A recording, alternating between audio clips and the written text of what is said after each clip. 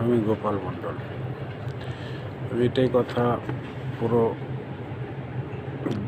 All ইন্ডিয়াকে বলতে চাই যে কেউ কাউকে মেরে বা কারো বাইবানি শয়তানি করে যারা বড় হওয়ার চেষ্টা করে তারা কিন্তু অকালেই ঝরে পড়ে যায়।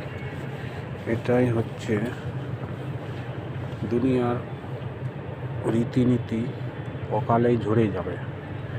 যারা কাউকে মেরে কেটে বা কারো কিছু হরপ করে যে ধনবান বা পুণ্যবান হওয়ার চেষ্টা করবে, সেটা কোনো দিনই হবে না। কারণ এটা দুনিয়ার মানে ধার্মিকভাবে খেলাপ কাহিনী, খেলাপ। এটা কোনো দিনই ভেবে কেউ মাথায় রেখে কাউকে অন্যায় করে তার কিছু হরপ করে নিয়ে বড় হওয়ার চেষ্টা করবেন না। চেষ্টা করলে অনেক ক্ষতি হবে। ও আপনার চাইতে যদি দুর্বল থাকে তো আপনাকে তো কিছু করতে পারবে না, কিন্তু ওপরওয়ালা সবার চাইতে বড়, শক্তিশালী।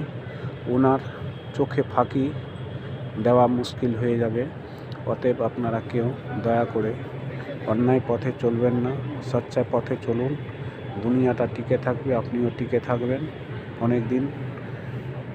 লবণ ভাত খান, কিন্তু সচ্চা পথে চলুন। সচ্চা পথে চলার অনেক গুণ, সেটা যারা চলবে তারাই বুঝতে পারবে। ধন্যবাদ। ভালো লাগলে লাইক করবেন।